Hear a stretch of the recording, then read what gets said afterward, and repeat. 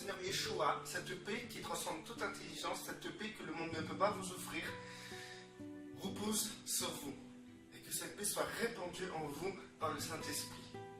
Donc, alors, aujourd'hui, les églises jouent le rôle de médiateur avec le monde. C'est-à-dire que la Bible et les enseignements sont donnés en sorte que les personnes réussissent dans les systèmes professionnels, sociaux, économiques et religieux.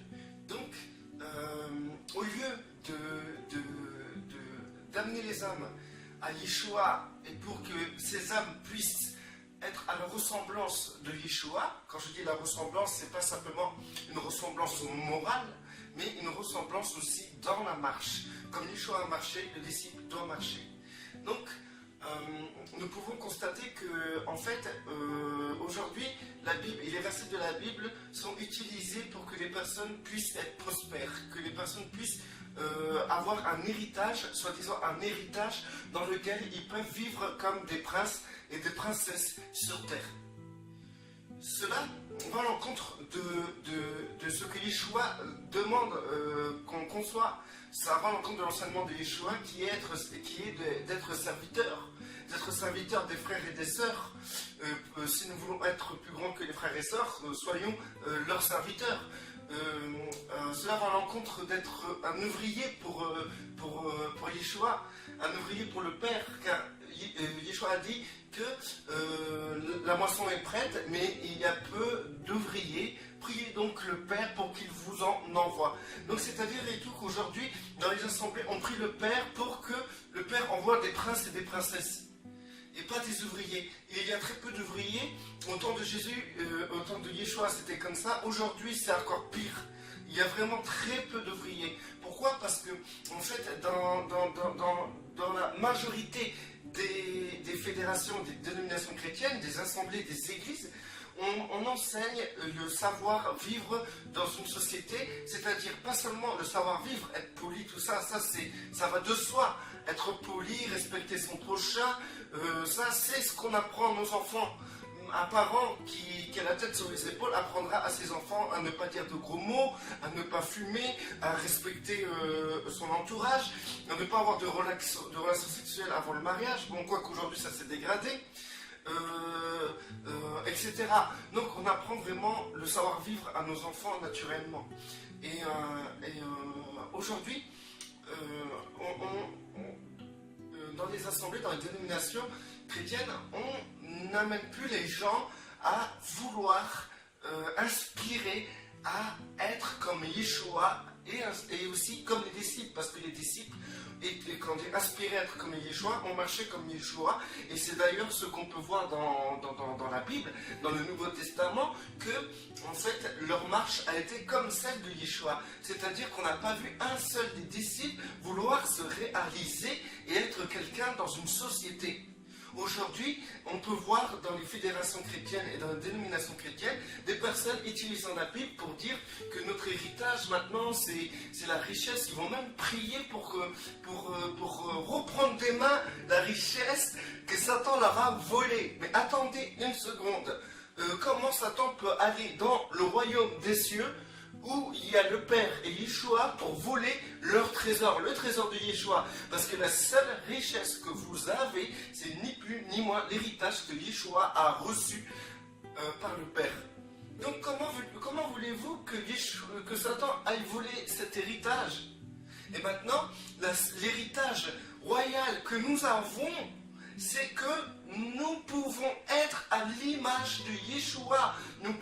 Yeshua peut se construire en nous et que nous recevons le Saint-Esprit pour qu'on puisse être conduit dans la vérité, dans toute la vérité, pour qu'on puisse recevoir ce que Yeshua a annoncé, pour qu'on puisse marcher selon la volonté du Père et qu'on puisse faire les œuvres préparées d'avance par le Père, c'est-à-dire être un ouvrier. Et c'est cet héritage-là que nous avons, un héritage puissant qui est sur terre. imaginez-vous que même Yeshua a dit que les prophètes aspiraient à cela et qu'ils n'ont jamais vu cela. Ils aspiraient à cela. Donc, c'est-à-dire et tout que nous comme Yeshua a dit, Jean-Baptiste est le plus grand des prophètes, mais le peu petit d'entre nous qui avons cet héritage de la construction de Yeshua en nous, nous sommes plus grands que Jean-Baptiste. Donc, c'est-à-dire que le fait que nous avons Yeshua, le Saint-Esprit qui construit Yeshua en nous, qu'on peut s'identifier à Yeshua, qu'on peut inspirer au Père, ça nous rend plus grands que tous ceux qui ont annoncé cela. Donc l'héritage n'est pas matériel, l'héritage est spirituel. D'ailleurs, Yeshua l'a fait comprendre en disant comme ça, n'accumulez pas l'or, etc., les biens matériels, les richesses sur terre, où il y a la rouille, où les voleurs peuvent dérober, mais accumuler ces trésors-là dans le ciel. Voilà cet héritage d'être sauvé, d'avoir une place dans le ciel. Ça ne vous suffit pas, vous voulez quoi de plus? Vous voulez être une star? Aujourd'hui, nous voyons dans les assemblées ce désir de devenir quelqu'un d'important dans le monde. Et les parents qui sont chrétiens, justement, vont prier le Père, vont faire tout pour que leur fils puisse être une personne bien et importante dans le monde. Parents, priez pour que votre enfant puisse atteindre la stature parfaite de Christ et non la stature parfaite du monde. Voyons. Maintenant, on utilise la Bible justement à ces fins. Donc, la plupart des personnes qui vont prier le Père, c'est pour que le Père puisse leur débloquer une situation dans le monde, pour qu'ils puissent avoir une voiture, une maison, pour qu'ils puissent avoir un travail, leur diplôme, etc. Les prières sont vraiment détournées, parce que en fait, les personnes s'imaginent que cet héritage est un héritage spirituel et matériel. Non, non, non. Vous savez que les disciples eux-mêmes, ils ont marché à la suite de Yeshua, et ensuite, quand Yeshua est monté, ils ont reçu le Saint-Esprit, et quand on voit leur marche, ils ont, même les premiers chrétiens, comme on dit, les premiers chrétiens, ils ont vendu leurs biens qu'ils avaient en trop pour le partager. C'est-à-dire et tout que, il y a même un passage où c'est écrit que les disciples perdaient, on leur enlevait leurs biens, et ils se réjouissaient car ils savaient qu'ils avaient une grande récompense dans le ciel. Voilà, pour vous dire que c'est important de voir la condition dans laquelle on évolue aujourd'hui. Dieu n'a pas appelé des personnes aujourd'hui. Non, Dieu ne demande pas de prier pour qu'il y ait des princes et des princesses, mais pour qu'il y ait des ouvriers. Et pour être ouvrier, il faut être disciple. Et pour être disciple, il faut que le Saint-Esprit construise Yeshua en nous. On ne peut pas marcher comme Yeshua si Yeshua n'est pas construit en nous. Car tant que vous ne pouvez pas dire « c'est plus moi qui vis, c'est Christ qui vit en moi », vous ne marchez pas comme Yeshua. Maintenant, dans les assemblées, comme j'ai dit, les assemblées sont en accord, en alliance avec le monde. Pourquoi? Parce que,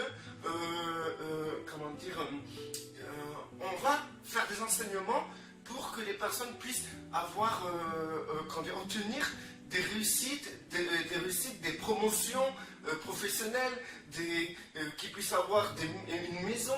J'ai même entendu un jour des chrétiens dire, oui, la maison que les personnes bâtissent là, si vous déclarez que c'est votre maison, par la foi, vous pouvez l'obtenir. Mais c'est n'importe quoi, arrêtez. Vous tournez en rond, vous êtes vraiment dans une folie incroyable. Devant Dieu, vous êtes dans une folie. Il suffit, pour savoir quel est votre cœur, il suffit que vous vous mettiez à genoux et pour que vous priez. Et lorsque vous parlerez au Père, vous comprendrez ce qui vous motive. Et vous allez voir que la plupart des choses, c'est pour que le Père puisse vous permettre d'avoir une promotion, d'avoir de la réussite, d'avoir un travail, d'avoir des biens matériels, d'avoir à manger, d'avoir à boire, d'avoir des vêtements, etc., d'avoir des matériels, des biens matériels. Et vous allez comprendre que, je peux vous faire comprendre que Yeshua, il avait déjà prévu cela. C'est pour ça qu'il a dit, ne vous inquiétez pas de quoi vous mangerez et de quoi vous buvrez, de quoi vous serez vêtis. C'est les païens, c'est-à-dire les gens du monde, les gens qui n'ont pas la construction de Yeshua en eux, qui n'ont pas le Saint-Esprit, qui s'inquiètent de cela. Cherchez premièrement le royaume de Dieu et sa justice, c'est-à-dire chercher à ressembler à Yeshua, chercher à être ouvrier, disciple de Yeshua, et le reste vous sera donné. Donc, voilà, l'association de ce qu'on peut enseigner dans les assemblées par rapport à la réalité qui est la stature parfaite de Christ. Maintenant, ce que je peux dire, c'est que le problème, c'est quoi? Le problème, c'est que les personnes, le fait qu'ils vont rechercher les promotions, le statut, la position sociale, professionnelle, etc., qui vont développer aussi leur niveau matériel, etc., bah, ces personnes-là, le monde est en train de se construire en eux. Et par l'aval de notre cher pasteur ou de nos chers anciens qui sont derrière la chair en train de prêcher sur l'héritage que le chrétien a, sur la prière de la foi, hein, comme le verset, demandez tout ce que vous voulez au Père au nom de Yeshua et vous le recevrez. C'est-à-dire faites savoir au Père vos besoins. Donc c'est-à-dire que on encourage les chrétiens à avoir des besoins autres que ressembler à Yeshua. Donc c'est-à-dire que les gens, légalement, ils vont dire « Ah Seigneur, j'ai besoin de ça, j'ai besoin de ça, j'ai besoin de ça, j'ai besoin de ça », des choses totalement charnelles, physiques, en entendant et en vérité, leur vrai besoin n'est ni peu, ni moins que Yeshua se construise en eux.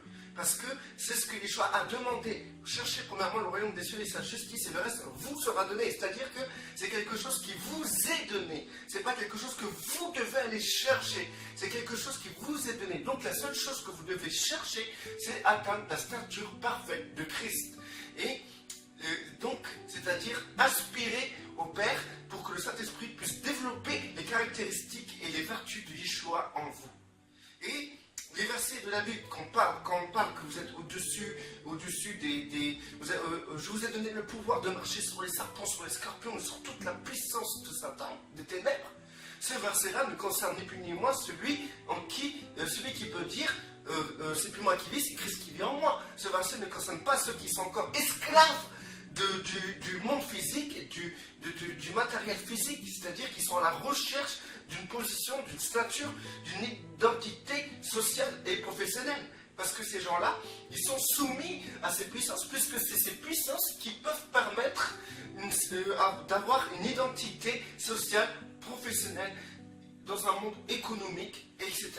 Donc, le seul truc, la seule chose qui vous permettra de dire que vous êtes au-dessus des puissances, que vous avez le pouvoir de marcher sur les serpents, les scorpions et sur toutes les puissances des ténèbres, c'est parce que vous êtes en Yeshua. Parce que la seule personne qui a cette capacité-là et qui l'a démontré sur terre, c'est Yeshua. Aucun homme ne peut le faire. Donc c'est-à-dire et tout que si vous avez Yeshua construit en vous, il est sûr que vous avez cette position.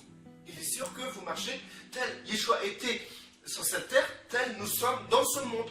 C'est encore un verset. Donc je vous invite à chercher. Aujourd'hui, dans cette vidéo, j'ai prononcé beaucoup de versets. Donc je vous invite à les chercher. Ils sont dans la Bible. Et donc tel Yeshua était, tel nous sommes sur cette terre. Tel Yeshua était sur cette terre, tel nous sommes. Donc, ou bien tel Yeshua était, tel nous sommes sur cette terre. C'est-à-dire et tout que nous, si nous sommes tel Yeshua est, ça veut dire que nous sommes dans sa stature. Et que nous pouvons, comme lui, tout comme lui, et grâce à lui, et parce qu'on est en lui, marcher sur les puissances des ténèbres.